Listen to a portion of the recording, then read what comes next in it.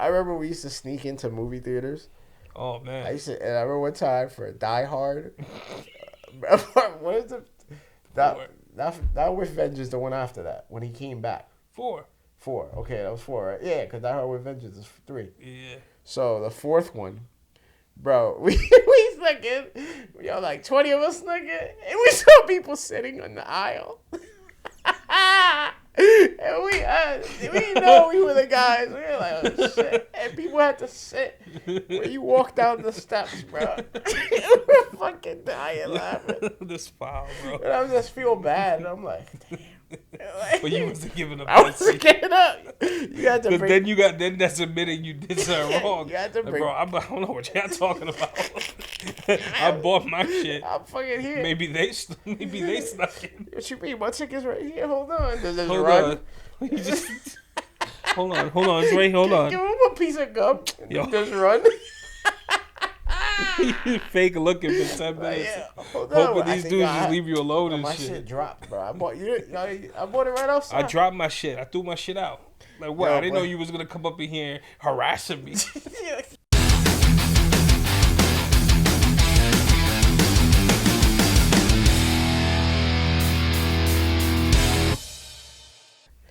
Let me ask you a question, all right? This is a serious question. Think about this, right? No.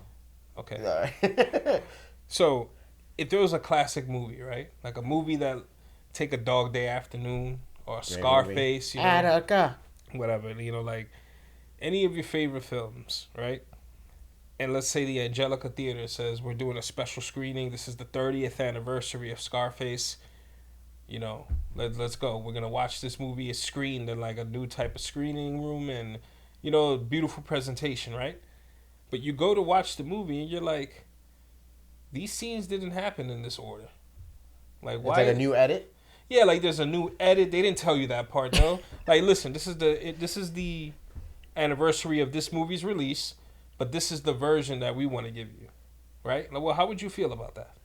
It'd be pretty trash, you know. If I go to see like the scenes I know, Right. It's like dubbed differently now. Right. It's like dumbass fucking words and shit. Yeah. Okay. So, in that same vein, right? I feel like, you know, if you get the scenes out of order and you get the flow of the movie's different, right? It's a new edit. Change the ending. You change the ending, or you change just the way this presentation was laid out in the first place. Now the end of the movie might not feel the same, right? Like now it's lost. It's like it's a new cut that you might not feel the same. Right. I feel the same way about music. Yeah. Okay. So, with that being said, I feel that when a band is celebrating the anniversary of a certain record, or you know something monumental that a piece of work that they put out, I feel it's important to play that material in the order that we listen to it in. Yeah. Right. Just makes sense. Right. I consider shuffle to be something that, you know, kind of joined the fray when digital music came into the picture. I feel like the shuffle button, it's always existed. It was on Discmans and certain Discmans and stuff like that, but we didn't utilize that as much when it was albums. You kind of got used to the way the album played. You heard it the way it was meant to be presented. Right. You could listen to it on shuffle and you'll still like it. But there's even songs that bleed into each other a certain way. Or a skit that goes into a different song. So it does matter, right? Yeah. So you should stick to the way the fucking album is, you know what I mean? 100%. Right. Okay, so we experienced that just a few days ago. Yeah, with Poison the Well. Right. For those of you that don't know, Poison the Well was celebrating the 25th anniversary of The Opposite of December. Yeah. Right? Great album. Right. Love the album. Where we were in our lives, like right. teen angst and shit, like yeah.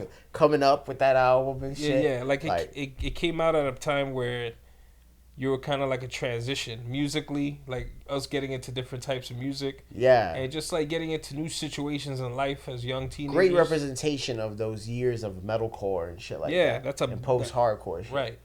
That's a great album. Now, if you opened up the set, this is what we're kind of getting at here. Poison the Well, they, you know, celebrating the album. They were playing at Brooklyn Paramount just a few days ago on Sunday. And, you know, while, you know, Glassjaw played right before them and they killed it. You know, they had a great set. The other openers sounded good too. Not my style of music really, but they were tight at what they did. But when it came to Poison the Well, they opened up the set with familiar songs. Like the two first tracks, I believe. And the energy was. But the you energy felt was it was at the top, right? Yeah, it was amazing. You felt it. You felt everybody was happy to be there to check this out. Right now, at that point is when things kind of get weird because being that it's the celebration of the album, we're expecting this album to be played all the way through, right? Slipknot just did it recently on their a lot of bands have done I've seen minus tours. I've seen minus the Bear do it straight through. I've seen Circa Survive do it. Yeah. I saw Buried Alive do it on video. I haven't seen them live. I've seen it on video where they played their songs like in a certain order.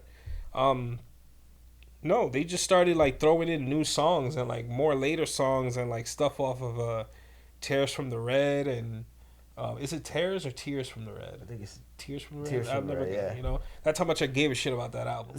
That album still had a couple good songs. No, it did. Rings from Corona, Bachelor is a favorite. You see, now it's not so much. I understand. You have to. Poison the Well is a big band now. You know what I mean? So you kind of made fans with their newer shit too. Right. Nah, they got to keep all the fans happy because they've reached a level where they're no longer playing like, the VFW halls and the smaller venues. They're like playing places like where Live Nation is fucking involved. You know what I'm saying? So once you reach that level, they've been big for years. They've been big for the last 20 years. So pretty much it's like they cater to a broader fan base, right? And that music in general has been hitting a broader fan base. Right. So they can't just come out there and play something that's strictly aiming at. I get why they were doing that. Also, they're a much bigger band now that their set list is like an hour long. Yeah. So Opposite of December is like less than a half hour long. So you're gonna have to play a bunch of other stuff. But my only thing is play the album in whatever order you want, if that's a concern for you, right?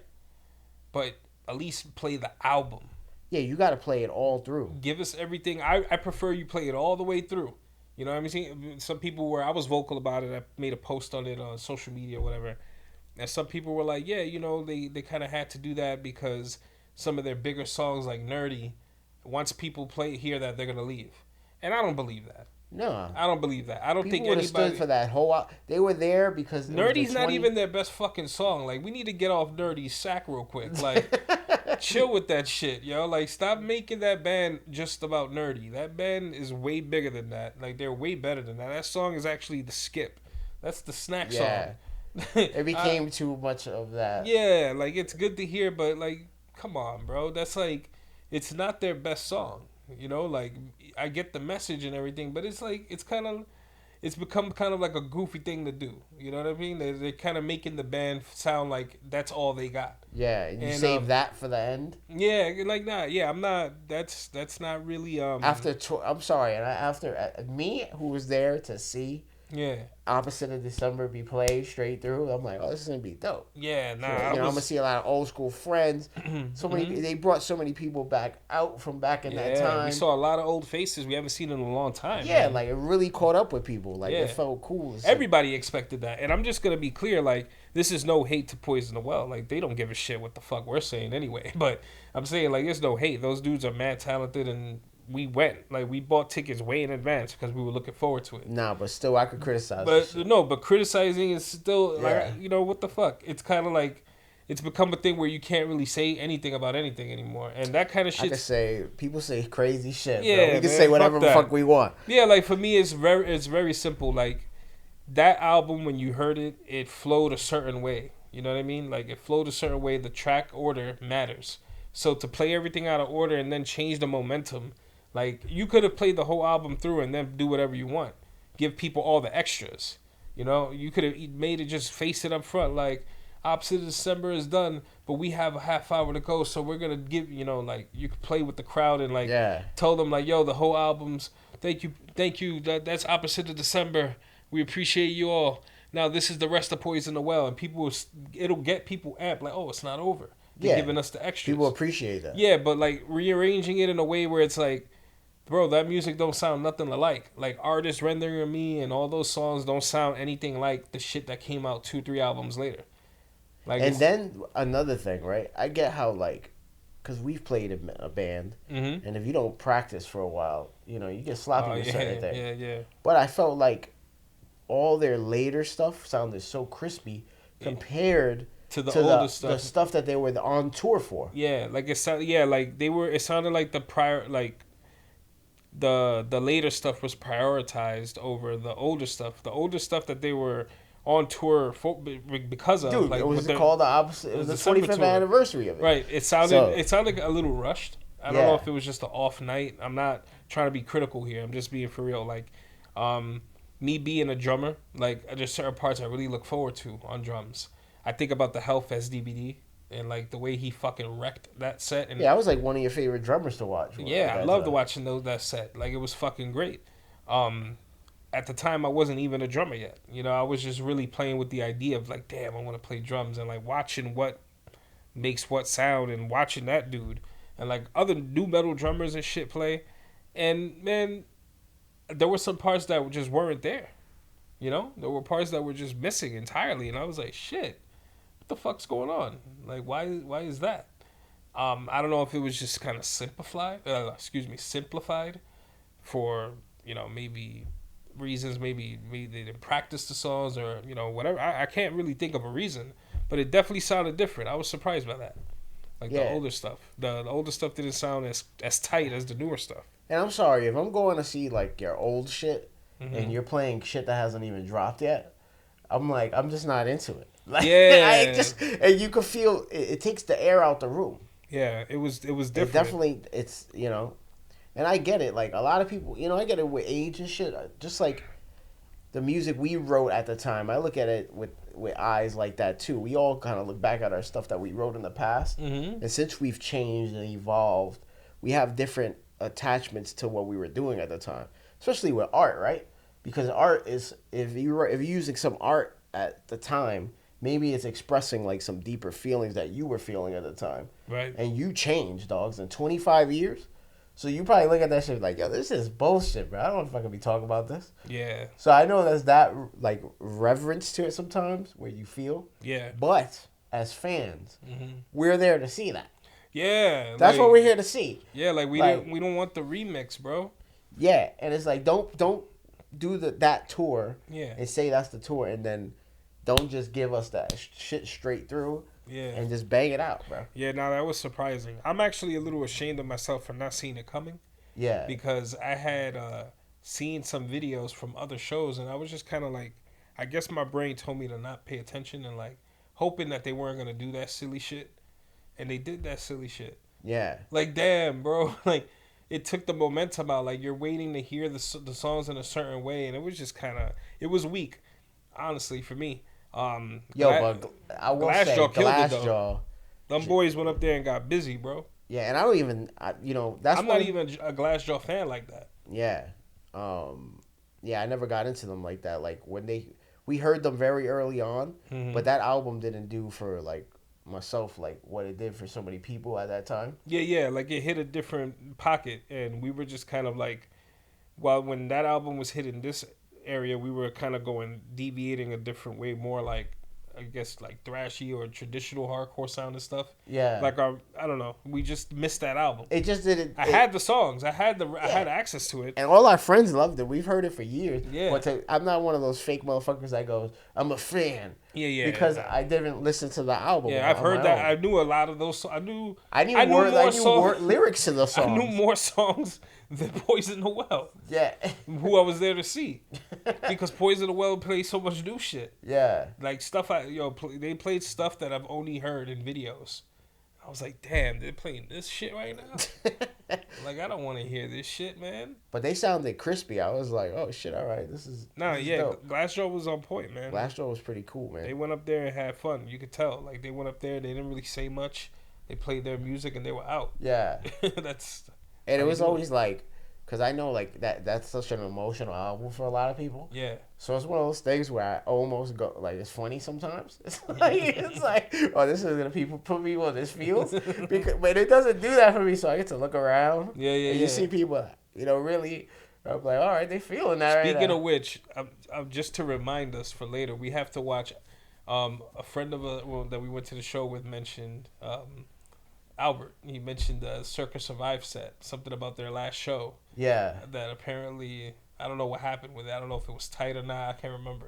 But we have to watch that. Yeah. I can't remember if they had the same problem because a lot of bands do weird stuff. They'll come together or they'll have like a reunion tour or show and they'll be really bad. You ever seen that happen? Oh yeah, it happens all the time. Yeah. It's because, like I said, it's the interest of that. Sometimes it's just business, right? Yeah. So people don't feel the same way about the music and shit. True. And once you make any like art business, you almost don't treat it the same. Yeah, because now it's attached to $1. It's not really just a creativity.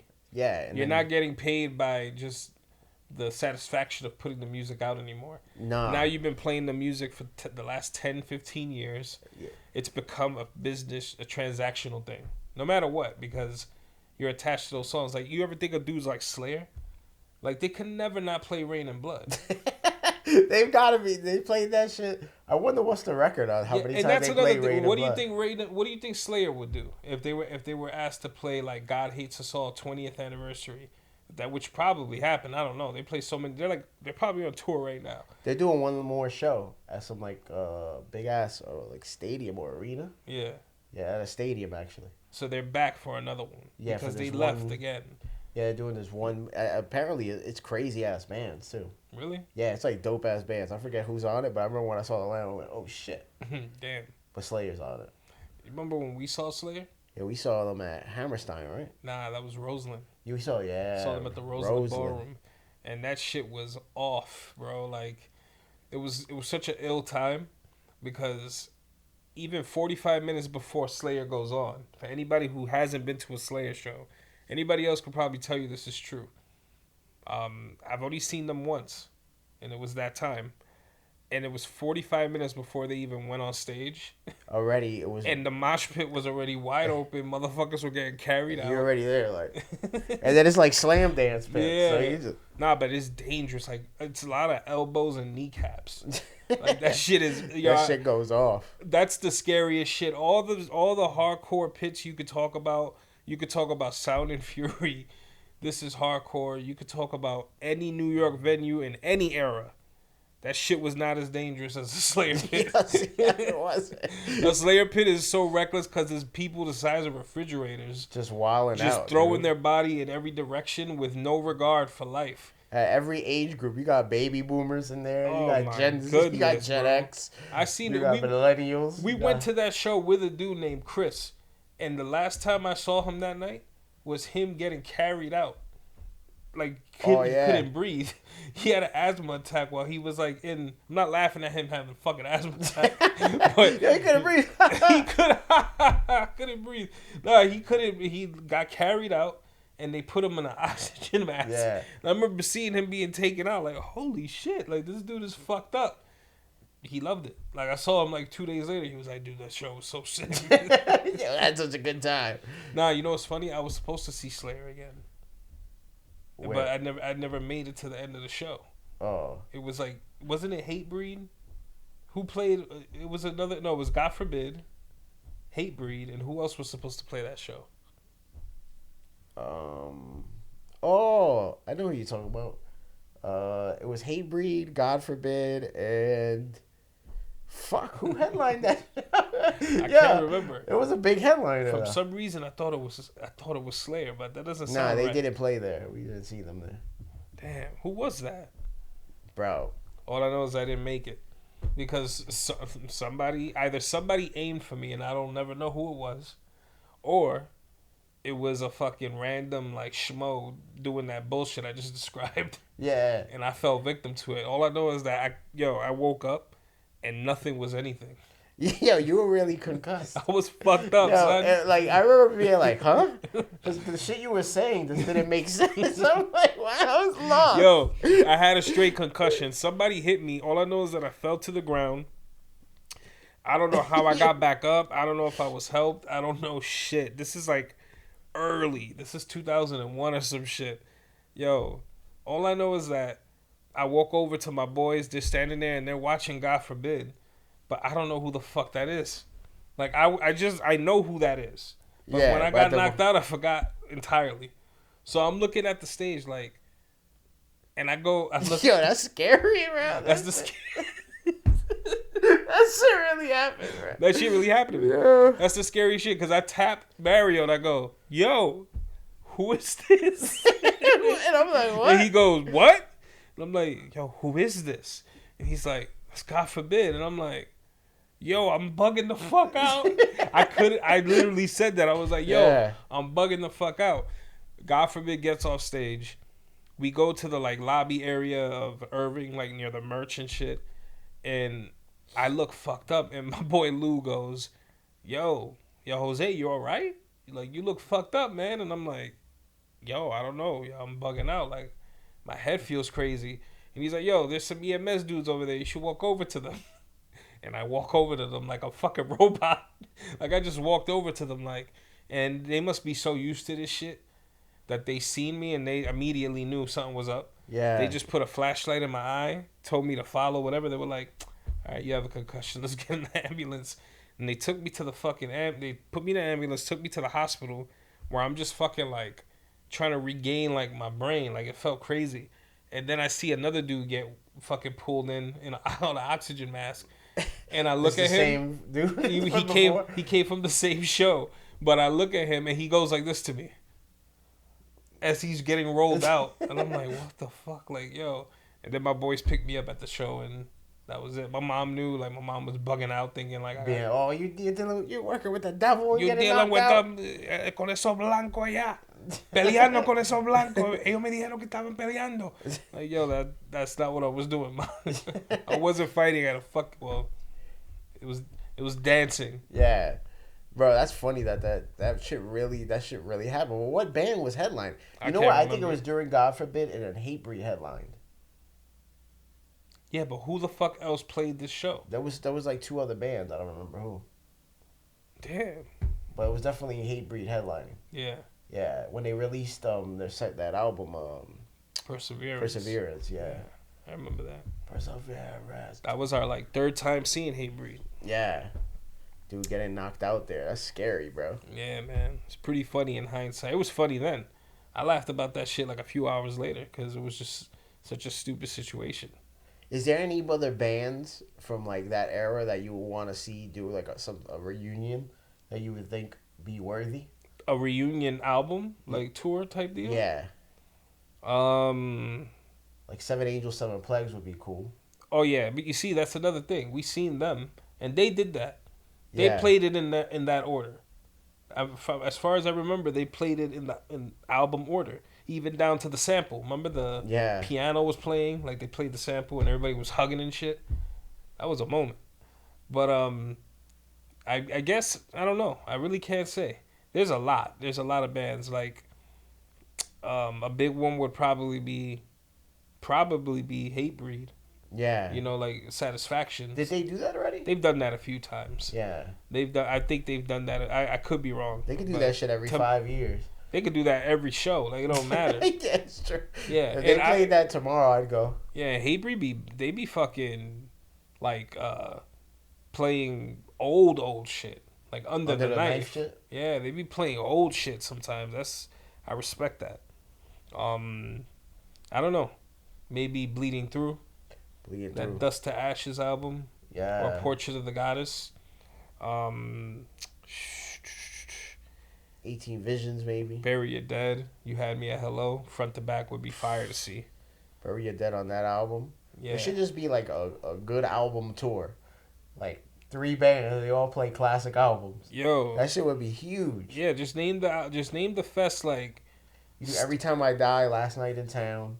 Stuck in 2000 Fest. Yeah. That's it. And nobody plays anything but that shit. Yeah. Like, if you come there with that Poison the Well shit, you're gonna get the shit from you're gonna get the fuck up out of here, man. The Sandman's gonna come out. Yeah, nah, that shit. It fucks with the momentum of the show, man. Like, I know, and there were people around us who just looked confused about that shit. Bro, everybody's face was like. We were talking to strangers like, yo, what is this shit? Like, we didn't come here to see this. Like, you could play it after, bro. Yeah. Play it after. Do whatever you want after. I already heard the album. Because then I could decide if I need to go get a drink If I want to have a snack, I'm gonna hit that train early. yeah, maybe you want to beat the foot traffic, something, bro. You're like, don't do that, but that shit, like playing nerdy last. Leave that alone. That song gotta be left alone. That shit could be retired, yo. Yeah. That's just the take on me of post-hardcore. That shit is the takeoff. That really is, bro. And that's a good thing. Like the song still holds weight. I like the song. I was up there fucking singing. I was singing every word, in that crowd. So I liked it, but damn, man, the order can't fuck with us like that. Don't fuck with it, man. Yeah. Besides that, though, I can't really think of no records. So performance. Well, if you had to score their performance, what would it be? I'm gonna give it a 7 out of 10. 7? Yeah. I go 5.5. They didn't go over there sounding mad sloppy, but for the old songs, it kind of. I feel like some of the shit was simplified for sure. Yeah. And it could also be acoustics, man. The venues sometimes fuck with your whole way of like. Sometimes shit just sounds too overproduced in them venues. I mean, I thought that venue was beautiful though. No, I thought the venue was Brooklyn Paramount. Brooklyn Paramount. That shit looks. But amazing. depending on where you stand, the sound is different. Like you could hear shit bouncing off the walls like reflections. So I don't know. But I would give them like a 7. Yeah. It was cool. I'll give a 6. So 6.5 collectively, man, on average. Right. That's what it is, bro. Yo, so I finally got to see Sinners. Mm-hmm. Fucking Ryan Coogler's film. Yeah. Dude, Fire? just super, like, of course, everybody was saying it, but sometimes you gotta see things for yourself. Right. And then, like, watching it, I'm picking up on, like, smaller things that I, like, first of all, the, like, film aspect ratios he had. Yeah. Like, this won't have any spoilers, by the way, so. Yeah, no spoilers. The aspect ratio, like. Yeah, but the aspect ratio and shit was fucking cool, like, in these certain shots. And, like, he kind of did, like, I think what Christopher Nolan did, like, with Oppenheimer, like, used, like, the IMAX camera for, like, more, like, just dialogue. Right. Not just big action set pieces with it, which he did, too. But he used it for, like, pieces, like, just sitting down and conversing. Like, stuff to move the movie along. And it just looked fucking... Bro, it looked so beautiful. And, like, there's one shot in there that it's, like, this long... It's, like, a one-take shot. I was just like, wow, this dude is fucking killing it, bro. To be able to, like, do this, like... To bring a vampire film to life like that. Yeah. And then be able to have such fucking... Just beautiful cinematics in it. Like, yeah. Stuff that I haven't, like... Not saying that it's brand new, but, like... It still looks like you haven't seen it too much, Right. Because of using those IMAX cameras in those ways. Yeah. So you still you're like, what the fuck? This is something else. Nah, that's dope. And like that, I always say this, I always tell you a lot of times where like, I like when movies land the plane, Yeah. Like beginning, middle, and end. Yeah. Like there was this whole, especially in horror, I felt like there was like a trope where it's like, ooh, what happened? Think for yourself. Yeah. Like let's leave it open ended. Yeah. And that shit, after a while, I got tired of that shit. Yeah. That's one of those things that catches on and Hollywood just overdoes it. Yeah, it just runs it into the ground. So you're saying this movie wasn't like that at all? No, this movie made me go, like I said, like, I usually want movies to land a plane, and this one landed, and I'm like, yo, we gotta take another flight, man. we need to go somewhere else. Yeah. Because it was just fucking ill, man. Nah, that's dope. And they do, like, this, music is a big part of it. Yeah. And then the way they bring, like, these different, like, set pieces to life with different songs and different sounds. I'm just like, nah, this is different. Like, some of it was like a musical at a point. Yeah. Like, you kind of see it, and it's not a musical, though. Yeah. It's not at all. Right. But just the way they utilize music that made sense in these pieces. I tried to watch it, man. I tried to get some tickets for IMAX to go see it. Sold out, bro. That shit is sold out till, like, fucking... All the IMAX 70 millimeters are sold out. Yeah, that's fucking crazy. Like, yeah, you can't. It's fucking hard to get. I mean, it's dope, man. It's great. I'm happy to see it. It's dope to see Coogler and Michael B. Jordan still working together. Those guys have a long work relationship. I'm pretty sure they're pretty tight in real life as well. He did Fruitvale Station Yeah, what? That's 2007? ages ago. Yeah, that's a Or long time maybe, ago. yeah, when he was super young. And then, obviously Coogler does Black Panther, and Michael B. Jordan was Killmonger in that. Yep. Then you got the Creed series that Coogler worked with. Like, they have a good. Those guys are gonna probably work together forever. Yeah, it kind of reminds me of like De Niro and like Scorsese. you know, Right. and like Leonardo DiCaprio and him too. Right, Like right. this is like his guy. Like Yeah, like, and it works beautifully though. yeah, They have a good chemistry that you can just tell like with these scenes that come about. yeah, And like you know what I like about Ryan Coogler too, that he can be very like eloquent with words to explain what he's doing. yeah, But he sounds like a chill dude. yeah. He's a West Coast dude. It's not like some snotty shit. Like You can't mistake that accent, bro. Yeah. Yeah. But he doesn't come off like, yeah, I'm using a 3/4 aspect rate. Yeah, you know what I mean? He, I read that he was actually, he spoke to Christopher Nolan quite a bit. Yeah. Like, apparently he goes to Nolan just to talk to him about stuff in general, nice. like about life. Like, they're cool like that. Oh, so they actually got a friendship. Yeah, but when when this movie came about, he contacted him about how to properly utilize the IMAX format, how to shoot with it, and he said that he just pretty much answered every question, like, yo, XYZ. Like, he wasn't like one of these dudes who's gonna try to like keep the secrets for himself and get defensive or gatekeep the way to make this shit work. Yeah. Like he gave him like a special thanks in the credits, I believe. Or Yeah. That was talk. I can't really see a lot of credits with my bad eyes, but but it was probably there. Yeah, this is something I probably saw. It was like a video on YouTube or something I saw like 2 weeks ago. They were talking about it, but yeah, it's dope to see Hollywood back in general. Yeah, that was And, that's a to see fucking Coogler blockbuster. that's a fuck. That's a blockbuster. The big ass, like, to see Hollywood back in general, like after COVID and after everything that happened, but then seeing him take over and just like with such a fresh take on. I'd be like, yo, that's a blockbuster, kid. Yeah, Like, that's pretty cool to see. Old cast of directors. Speaking about Hollywood being back, man, I just watched the trailer for The Smashing Machine. I haven't seen that yet. You haven't seen the trailer? No. Man, that looks like I've seen the thumbnail, but I haven't got a chance. Yeah. First of all, it must have just came out, right? It came out like yesterday. All right, yeah, so Yeah. it's new. First of all, The Rock looks unrecognizable. Like, it's The Rock, so it's gonna give it away. And it does sound like him a little, but this is like a fresh. Like, it's not him bending the character to be Dwayne Johnson. Yeah. It's like him really becoming this other person. The movie looks great. It's Benny Safdie directing, and he actually wrote it as well. And, the Safdie brothers did, Good Time and Uncut Gems. Great films. Yeah, they have that. They do a lot of A24 shit, and Smash Your Machine looks like it's going to be up there. It looks like it's giving me vibes of The Wrestler. Oh, nice.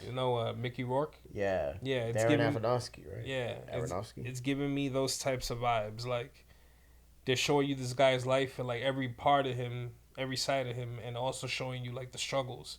And you see The Rock crying and shit. Like, he might be getting an award for this. Oh, he's put it in the Oscar tiers? Yeah, he might be making it happen, bro. That's fucking sick. Yeah, I smell what he's cooking. Yes. he's cooking for sure, bro. It looks good. I'm looking forward to seeing it. The Rock has some good movies, like some random ones too. What was that movie with the dude from American Pie? I did not mind that movie, bro. Oh, what is it? Something with Run. Yeah. Runaway or. But whatever that movie. Yeah, you like that movie for some weird. Yeah, it wasn't reason. a bad movie. I would come over to just catch you watching that bullshit for no reason. I thought it was a good movie. And it was always in the same fucking scene where Ernie Reyes, like, Ernie Reyes is in it too. Where he fights him. Hey, Mikey Tyson. He busts his fucking ass, don't he? Yo. Hey, Ernie Reyes. There's like a scene where he's telling him like one of his favorite fighters is Mike Tyson. Mikey Tyson. Yo, Ernie Reyes, that's a legend. Yo, that dude is a real fucking legend. That's a legend. Bro. He trains like fucking Masvidal or. Yeah, he trains in one of their gyms. Yeah, I seen mad videos with him training Wiz Khalifa, like random ass people. But my man has an ill career, bro. Yeah. The Last Dragon, Fucking mad movies. He has so many movies I can't even remember. What's that movie bro. with him where he beats up Don Cheadle? Surf Ninjas. Yeah. Didn't he do the Teenage Mutant Ninja Turtles? Well, he was actually not only was he Kino in Ninja Turtles too, like an actual. But he was an actual turtle, right? But he was an actual turtle. Yeah. In the first movie, I think he was like Leonardo or Donatello, one of them. But yeah, there's pictures of him in the suit and shit. That's he fucking he crazy. was one of the stunt guys. That's crazy how you got 2 roles in that. Yeah, they're like, yo, this kid's too good. We gotta give him a speaking role. Yeah. Yeah, he had a pretty big. He was like a main character, low key, in Teenage Mutant Ninja Turtles too. Yeah. Like they focused. The movie opens up with him. They follow him around and shit. He has like a whole story. That motherfucker. Yeah, that movie had like 2 cool. What was this? Casey Jones. Yeah. Even though he doesn't get enough fucking airtime. Nah, Casey Jones was the shit. Yeah, Casey Jones, you like the hockey mask. Yeah. That was the seller for him. You're like, yo, we need more of the hockey mask, motherfucker. Yeah. Nah, he was. He dope. never got the airtime. Fucking Ernie Reyes. He kind of looked like he could be Latino. Yeah, he's like Filipino and shit. Yeah. So people would just like claim him as like Puerto Rican. Eddie Reyes is Boricua. Yeah, es Boricua. Yeah, he's from fucking the Grand Concourse. Él vive ahí en los proyectos ahí. La 106, mira ahí. Eddie. Ernie Reyes. Eddie, viejo. Called little Ernie. Yeah, that's a dude with a crazy ass career. Yeah, for sure. But yeah, like going back to like the Sinners shit and stuff. Mm-hmm. Like it's cool to see like a blockbuster like come back and like really hit like that, you know? Yeah. I feel like we don't get those really. Nah, and I don't know like original screenplays. You almost got to be trusted to be one of those guys. Yeah. To do it, you know? Yeah. And like that's like even like Nolan to doing the Odyssey next, right? Yeah. Like to see what he's gonna do with that. Yeah. And he could do it because he got that budget. Yeah. So these are like the last few blockbuster motherfuckers, man. You know what it is, man? It's also just like I think that like in general, there's a certain when you're talking blockbusters, there's a certain blockbusters was a whole rollout. Like Yeah. it's just a different era, bro. Because blockbusters today cannot fuck with what how a blockbuster was handled in the 90s. Not trying to be the old guy and old guy talk about this shit. No, but it's true. Just there were so many fucking movies. All right. Perfect example. If Sinners dropped in 1997, you would have known this shit was coming for 4 months. It would have been coming since 4 months ago. You would have seen Taco Bell putting out promos. There would have been vampire promos with little stickers on cups where you peel off and you get a blood package that gives you a fucking free hash brown. One free. Like Get the little. They would have had the a Michael whole B. Jordan toy Happy Meal. No, the bloody Monopoly. Like they would have had mad ill shit. Like yo, when Godzilla dropped, Godzilla '98. Oh, they went. Yo, the hard promo for that shit was out of control. Like Godzilla was in Taco Bell commercials. Yeah. They like everything was that. Every billboard, every cab, every bus, every fucking bus stop, every poster on the train, Godzilla. Like blockbusters were different. Men in Black, summer blockbuster. Independence Day, summer blockbuster. Like these were movies that were like massive. Like when the shits dropped, every theater everywhere was lines of people outside. It was like a big fucking deal. Now that shit is like blockbusters just kind of sneak up on you. Yes. Like, oh shit, that shit made that much money? And then it's like a trickle out. Like, it's harder to make people like go, yeah, I'm gonna go for sure. Yeah. Like, I not me and you. No. Our friends group, we go to movies. Yeah. We still check it out, but it doesn't feel like. And I I mean, think it's also maybe the way you buy tickets. It's the way you buy tickets. It's the ability to fucking make everything easier has changed the way things are perceived and like how you even interact with people. Shit. Yeah. Right, because now I could buy my tickets, it's assigned seats, and I know that no matter what, I'm gonna sit there. So I don't even try to get there early to buy tickets. I'm not on the line conversating with other people. I'm not seeing the other people be happy and talk about, Now what you get is a movie's about to drop. The shit been spoiled like 2 months ago. Yeah. The script leaked. There's already 900 reviews out. Yeah, a motherfucker who saw the movie overseas posted it on TikTok, so now the whole shit's online. And now people will have a whole bias already going ahead. And now there's before you see the fucking video, there's a video on YouTube. The problem with sinners and the hidden idea. Like, there's always some dumb, corny shit associated with the fucking coolest stuff these days. Like, there's people who live to do nothing but just fuck it up for everybody else. Yeah, you know what I'm saying? That's like a whole fucking career line. Yeah, and now. I feel like without the internet, without social media, and without everybody fucking talking shit, the movie experience was a different animal back in the day. You really went in not knowing shit about shit.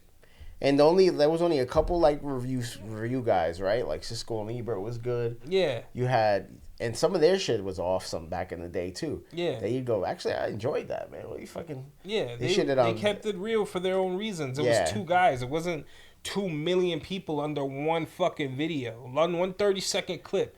Laugh emojis. Like, oh, look, 3,000 motherfuckers laugh and think this shit's a corny movie already. Yeah. Like, what the fuck is wrong with people? Like, just go and have a mind of your own. Just go enjoy something. Check it out. Yeah, like, bro, I remember when the Phantom Menace dropped out here. It's like, remember Olympia? There was a theater that don't even exist anymore on 107th and Broadway called Olympia. And that shit was nothing but Star Wars. They had every room was playing the same movie. And the shit was lines out the door. We were a part of it. We went and saw it. Phantom Menace, we saw it like it came out on a Friday. We saw it on a Sunday. And it was madness. Like, just children everywhere. Craziness. And it sounds annoying, but now I look at it and I'm like, yo, I really missed that shit. Yeah, because it was an event, you know? It felt like an event. It's like what we spoke about not long ago here, but like water cooler moment type shit. Yeah, where you actually talk about that stuff. Like, and it was more, you socialized about it. Yeah. You know, it wasn't more of like this disconnect, which happens with everything, like technology. Yeah, if like the more technology advances, there's a lot of convenience. I'm one of the people, I'm guilty of it. I'm one of the people who takes part in the convenience. I buy games digitally now because I don't want to go to fucking GameStop and deal with the annoying fucking people that be there sometimes. Yeah, I've still held to hard copies. Nah, it's cool, but for me, it's just one of those things where it's become. But they make that hard to do. Yeah, they make that annoyingly hard. Like, you know what I'm saying? Like, there's sometimes where you go to buy something physically, you want to go support, you want to go buy like a premium edition. Yo, bots everywhere. You can't fucking get on the website. Website crashes. It's in your cart 1 second, the next it's not. Like, yo, the hype around just buying something now is fucking annoying. Yeah, dude. Like, you can't be told that something fire is gonna drop without it being madness. Like, it's just always gonna be annoying. You know what I'm saying? Like, it's just it's always there's corny. no first come first serve no more. Now that shit is just bots and stress. That shit is bots and stress. Yeah, it seems goofy as fuck, bro. Yeah, shit is type whack. Especially for the medium of like we've been saying, films, you know? Yeah. I think it's done it to films, to games. Nah, it definitely has. It definitely has. Like the parts that involved you having to like make the effort and like that kind of I don't even see it as forcing interaction. I see it as normal. Like it built kind of community around it, you know? Having to go to a theater and find out is there tickets left? Oh man, that's a crazy one. You got tickets for 805 sold out. Fuck. And then you would call the movie joint. Yeah. Movie phone, I think it was. Mm-hmm. And like you would find out like, oh, they tell you, yeah, this is still available. Still available at Lowe's Cineplex, like, 34th Street. Like, nah, we got 20 minutes. We can take a cab right now. And there's been times where that shit sold out. That shit sold out. You know, you gotta go see some bootleg shit that you don't want to see. So you want to see something else? Yeah, you want to check something else out, and then you would go see some other shit. And you there watching that shit mad? Yeah. I don't even want to watch this bullshit. Yeah, I remember we used to sneak into movie theaters. Oh man. And I remember one time for Die Hard. What is it? Not with Vengeance, the one after that, when he came back. 4. Okay, that was 4, right? Yeah, because Die Hard with Vengeance is 3. Yeah. So the 4th one, bro, we snuck in. Yo, like 20 of us snuck in, and we saw people sitting on the aisle. And we know we were the guys. We were like, oh shit. And people had to sit when you walk down the steps, bro. We're fucking dying laughing. This foul, bro. And I just feel bad. And I'm like, damn. Like, But you wasn't giving up. I wasn't getting up. You had to Because bring. then that's admitting you did something wrong. You had to Like, bring. bro, I don't know what y'all talking about. I bought my shit. I'm fucking here. Maybe they snuck in. What you mean? My ticket's right here. Hold on. Does this Hold run? on. You just, hold on. It's right. Hold on. Give him a piece of gum. Yo. Just run. Fake looking for 10 Like, minutes. yeah, hold on. Hoping these dudes just leave you alone and my shit. shit dropped, bro. I bought it right outside. I dropped my shit. I threw my shit out. Like what? Yo, I didn't but- know you was gonna come up in here harassing me. Yo, but mad. Yo. Yo, a good amount of, because it was mad of us that snuck in. I remember that. So a good amount of people were sitting in the aisles, bro. Yeah, nah. You see, this kind of goes into. It's kind of like going back to what we were talking about movie. We started this whole episode talking about movies being in a certain order and shit like that, and then we went into the music thing. This kind of I feel like it's kind of a part of the same conversation. Like the way things are now are just different. Yeah. Like it's just a whole different process for things now. I feel like, I mean, it's cool to see movies like Sinners be fucking sold out though. Like I really couldn't get tickets at all, so that's dope. That's cool to see. Yeah, it happens still, and Yeah. you know, I understand like how everybody wants things to come home to them all the time. Yeah. But that's totally against what cinema and theater is. Like Right. movie Theater making, is you the know? theater. You're supposed to go see that shit in a movie theater. It's a social Like you can't environment. experience Broadway without going. Yeah, because it's not like if you watch a Broadway play on fucking YouTube, Yeah, it makes no fucking sense. you're there to see it happen. You know, Right. Right. It's the actual medium. Exactly. So yeah, man, it's fucking. I guess you just got to make sure you seek it out your own. You know, No, it's true. you got to just always try to do that shit yourself.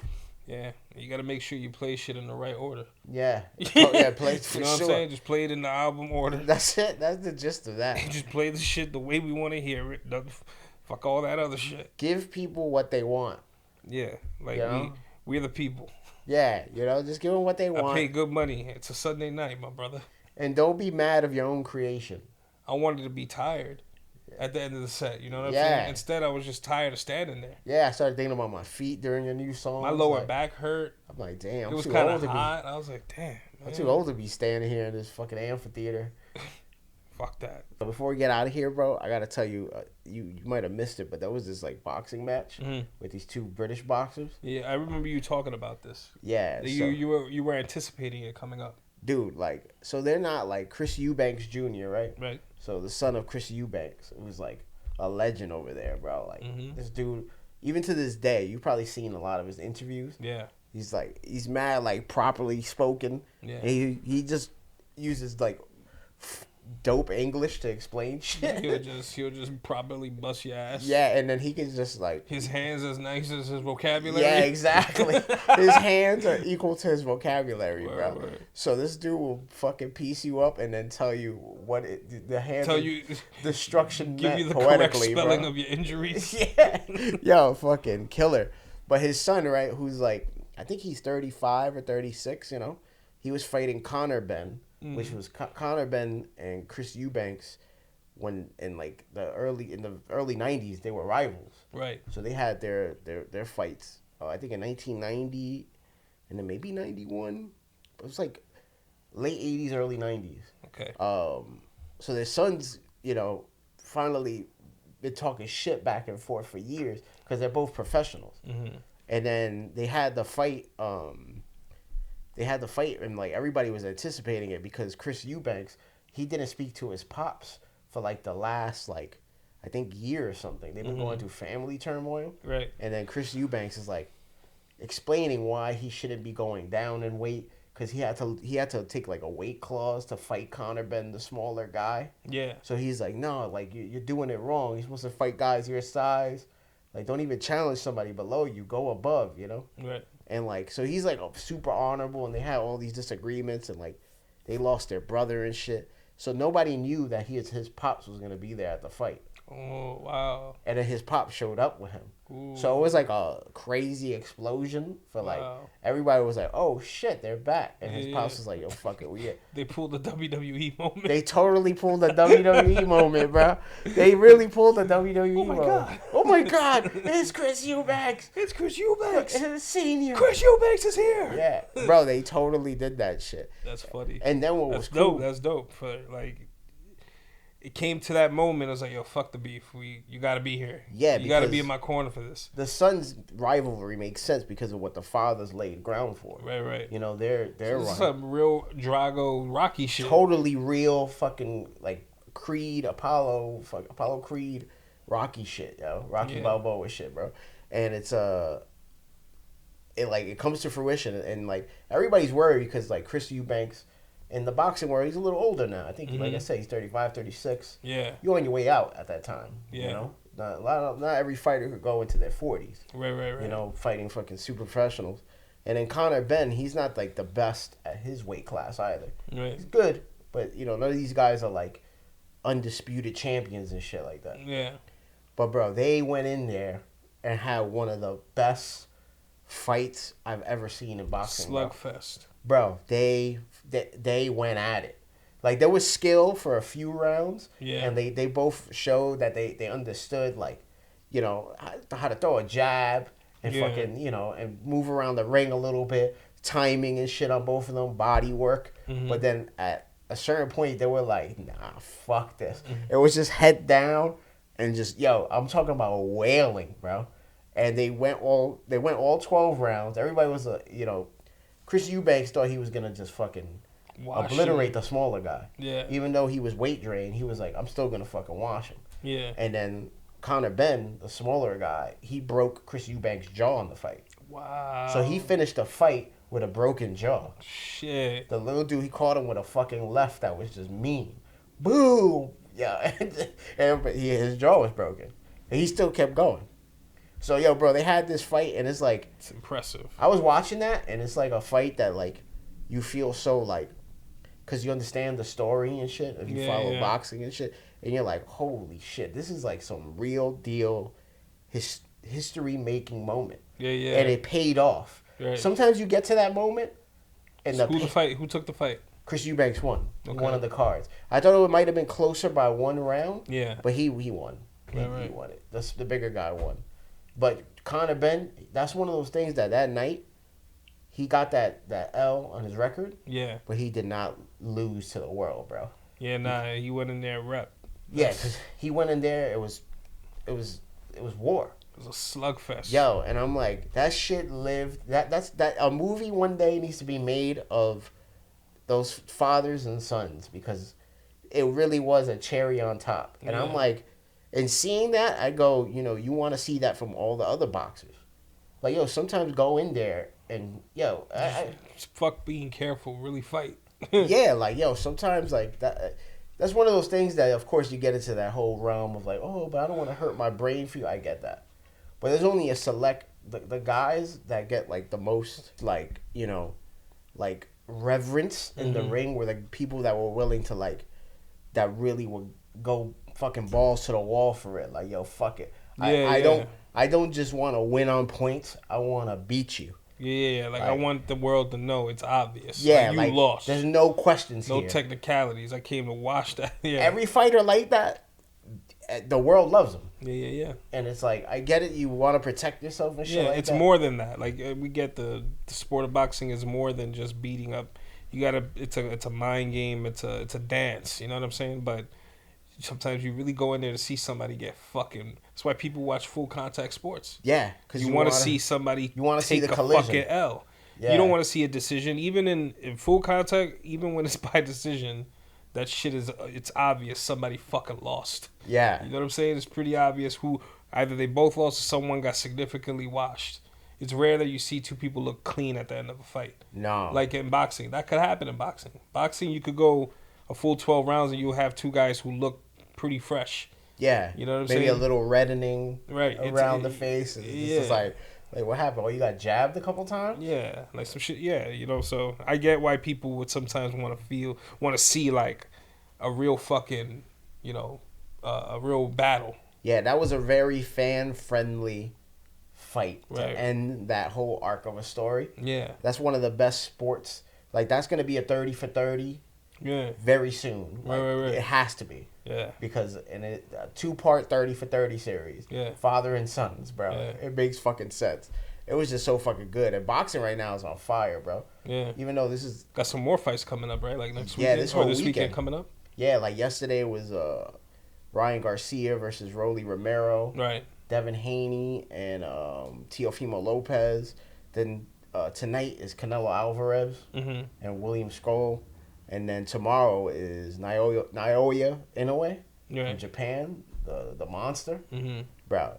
So it's like, it's such a crazy fucking fun-filled time for boxing, bro. Shit. I love that shit. That shit make me want Yeah, to go be out of breath throwing one Boxing and cinema on top of the world right now. on top of the world, man. Shit, can't go It's wrong. exciting, man. Yeah, it's a good time. That's what I fuck with, man. Yeah. You know what's exciting? Us.